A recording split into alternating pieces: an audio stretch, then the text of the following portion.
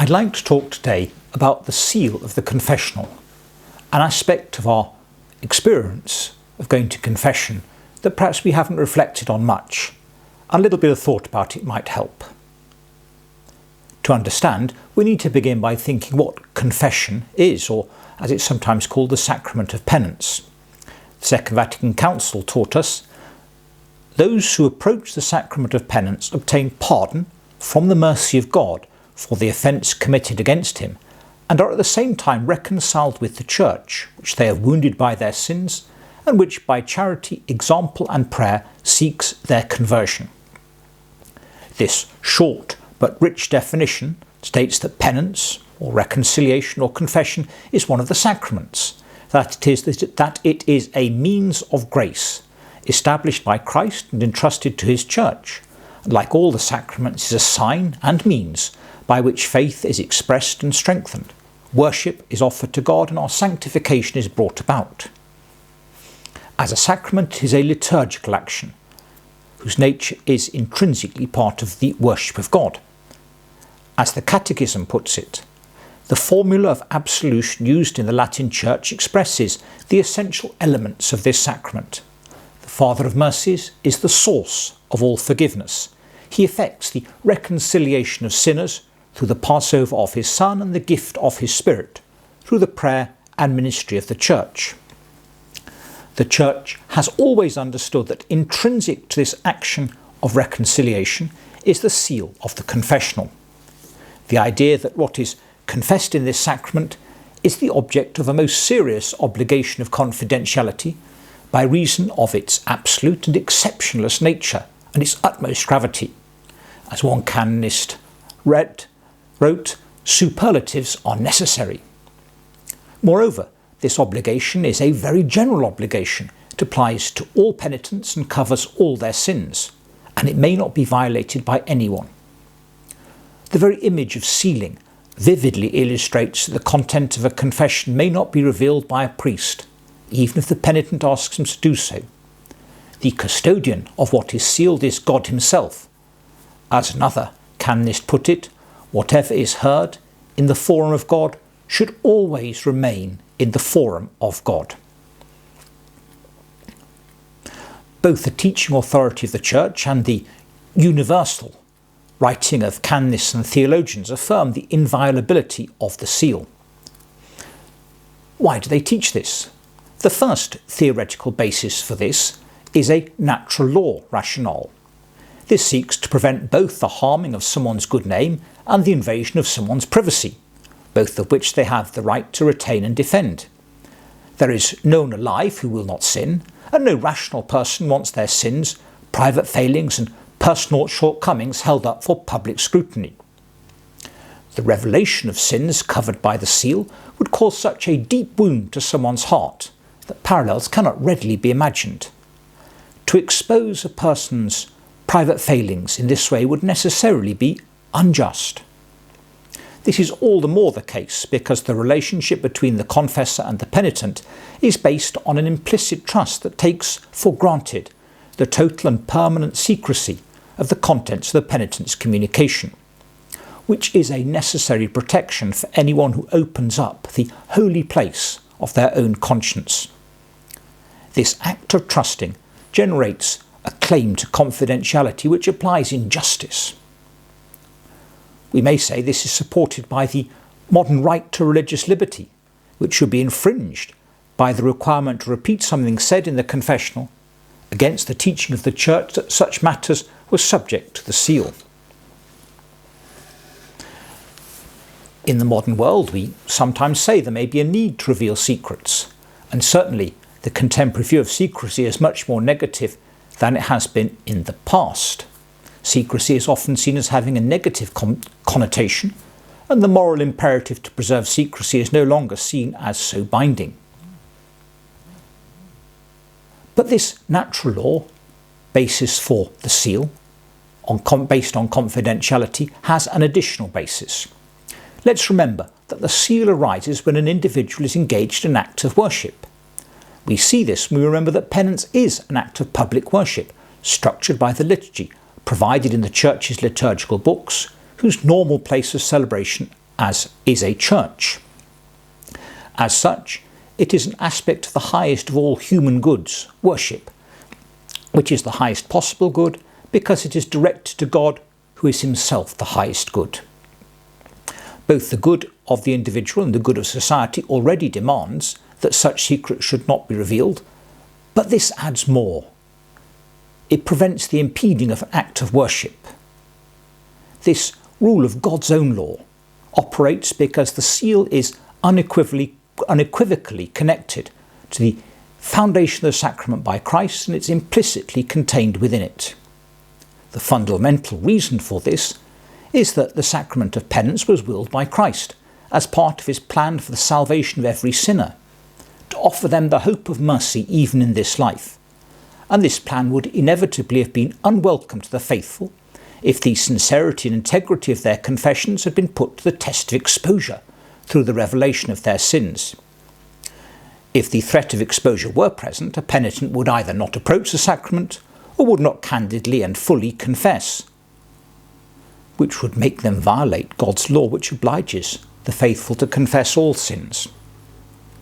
The basis of this divine law concerning the seal is twofold, both the good of the sacrament and the reverence owed to the sacrament.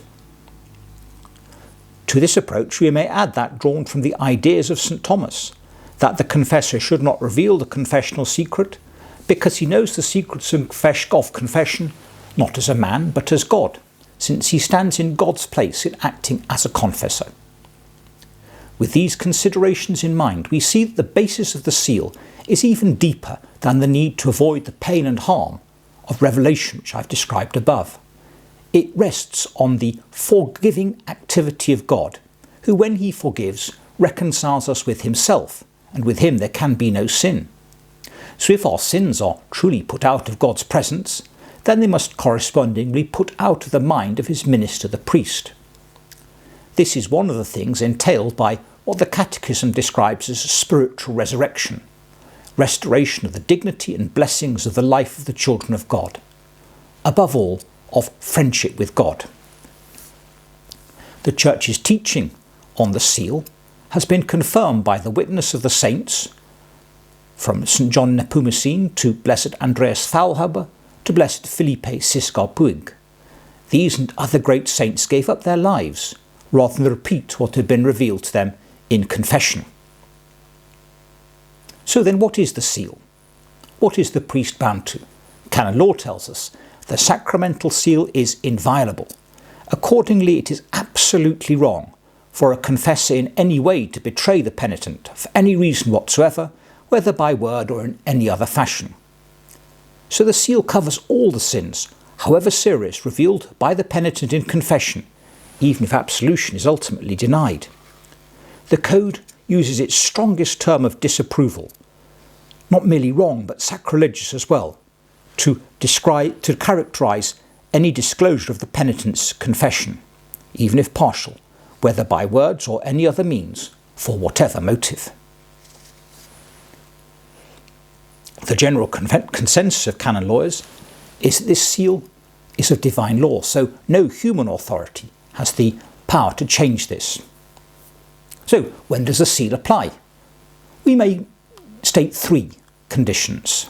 Firstly, the confession must be sacramental, and this requires three things. Firstly, self-accusation on the part of the penitent of something that at least is ostensibly a sin. Secondly, it being made to a competent priest.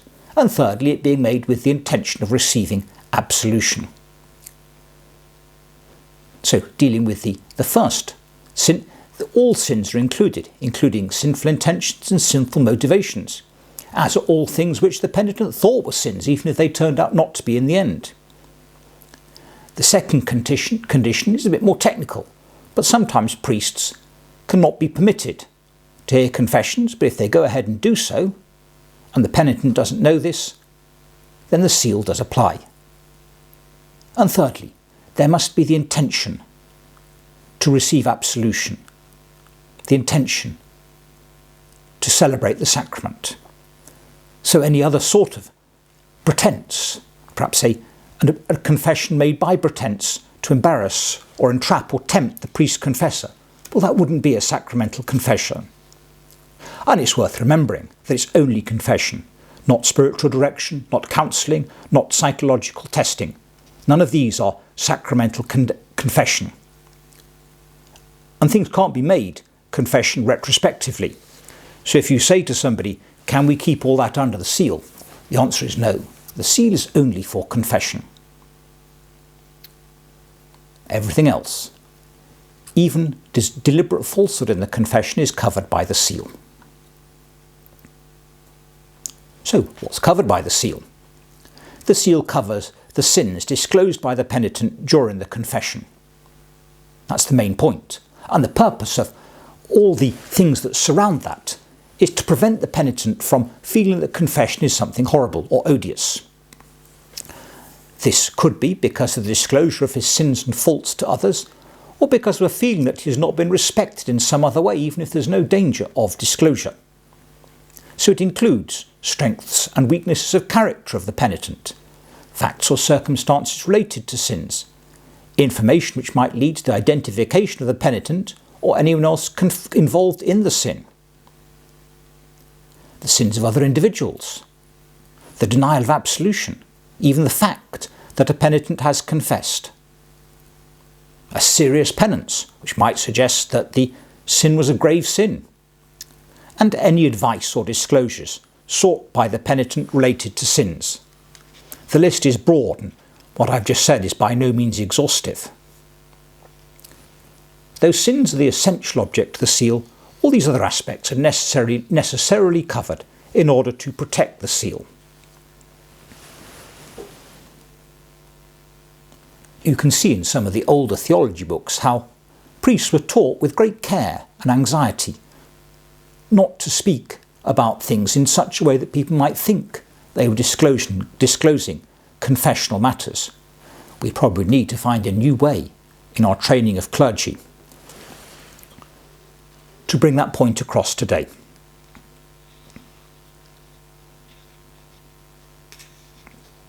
Of course, some matters aren't covered by the seal. The classical examples are things like matters of public knowledge or matters unrelated to any sins confessed. But I won't go into those.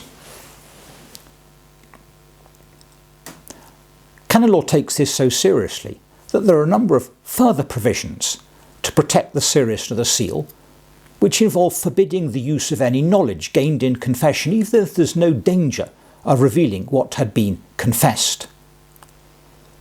Use of knowledge where it might prejudice the penitent is forbidden. Use of knowledge by religious superiors, if they happen to hear the confession of their subjects, is forbidden. There are other rules where people who are prevented from making others who should be free to choose confessors have that freedom limited. All of these have the main aim of stopping people from being dissuaded from accessing the Lord's forgiveness by the full opening of their conscience to a confessor. And protecting this too by setting in the context, saying the penitent should not be harmed when going to the sacrament. One canonist I read suggests that confession is hard enough in itself without any additional difficulty being added, even if there's no peril of revelation. There's very much a general principle that no cause, whatever, however relevant or important outside confession, however apparently attractive, can justify intrusion into this spiritual and sacramental context by violating the seal, and that the authorities of the Church can never justify lifting the seal. So important is it that although it's not part of the seal, there is a confessional secret which binds others who may be involved in confession. You may not know this, but you can go to confession through an interpreter. And although the interpreter isn't bound by the seal, because only priests are, he still has to observe the highest level of secrecy that he can. By way of a contrast, the penitent is not bound by the seal. The seal is intended to benefit the penitent, And sometimes, of course, it's important if something very wrong is said or done in the confessional, the penitent should be absolutely free to report that to the authorities of the Church. Indeed, if things go wrong in the confessional, there are a variety of sanctions within the Church to protect the holiness of this great moment. I've touched a bit on the canon law around the sacramental seal because it shows the deep respect with which the Church surrounds not simply the sacrament, but also the penitent, who at the moment of confession lives out an instant of deep intimacy with God. The law serves the purpose of enabling the penitent to feel protected against any form of abuse, but especially indiscretion. The confessor is entrusted with the task of representing God and the Church, acting with mercy towards the penitent, and this intimate relationship must be protected. As Pope St. John Paul II once observed, divine teaching and the law of the Church oblige the priest to total silence, even to the shedding of blood. This solemn duty has been the rule of the Church from the earliest days and remains in full vigour today. As Pope Francis expressed the matter, reconciliation itself is a benefit that the wisdom of the Church is always safeguarded with all her moral and legal might with the sacramental seal. Although it's not always understood by the modern mentality, it is indispensable for the sanctity of the sacrament and for the freedom of conscience of the penitent, who must be certain at any time that the sacramental conversation will remain within the secrecy of the confessional, between one's own conscience that opens to grace and God, with the necessary mediation of the priest. The sacramental seal is indispensable, and no human power has jurisdiction over it, nor may lay any claim to it. I hope that next time you go to confession you are reassured by this reflection on the importance of the seal and how it exists to protect all penitents. Thank you.